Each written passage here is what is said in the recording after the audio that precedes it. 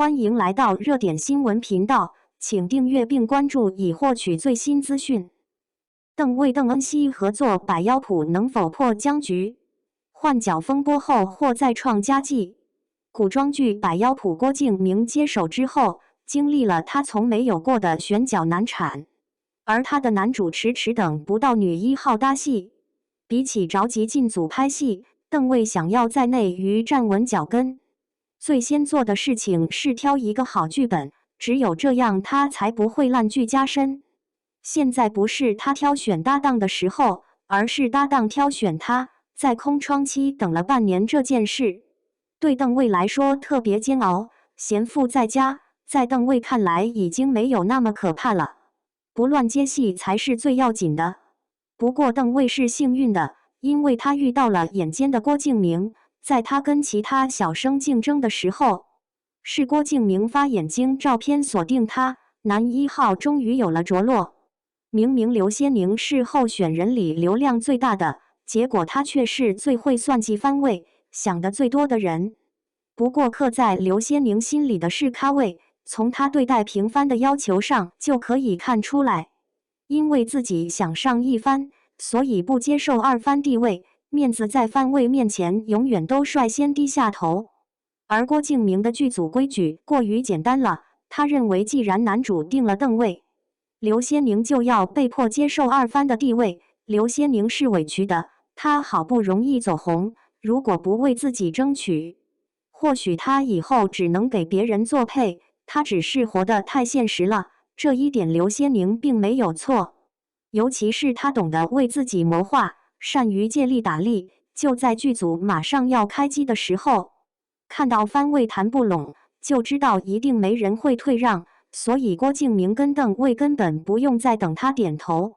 当听到刘些宁退出的消息时，剧组顺势而为，赶紧去找了05花邓恩熙，聊得顺利了，女一号的位置也就有人顶了。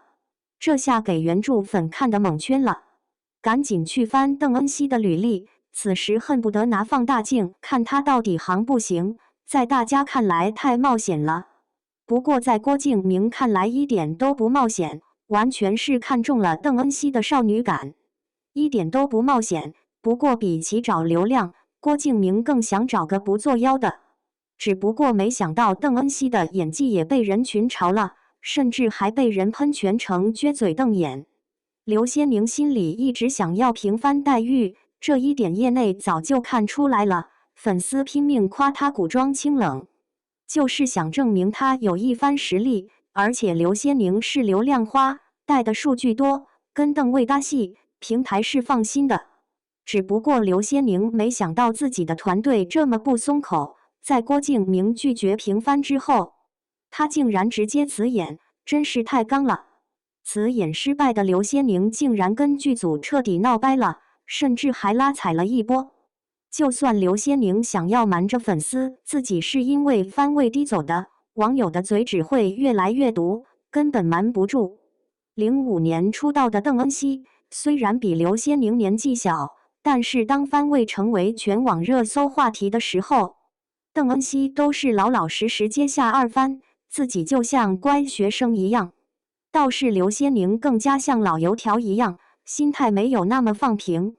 所以在邓恩熙空降这件事上，郭敬明虽然心疼前期浪费的时间，但也希望赶紧开机拍戏。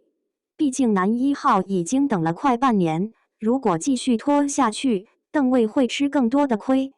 看着郭敬明为了选角发愁，邓为才明白为什么邓恩熙更加像乖学生，而刘些宁更加老油条，完全是被争番位的风气带偏的。这一次刘些宁要为自己的退场负责，而邓为也要为自己继续留在百妖谱继续熬下去了。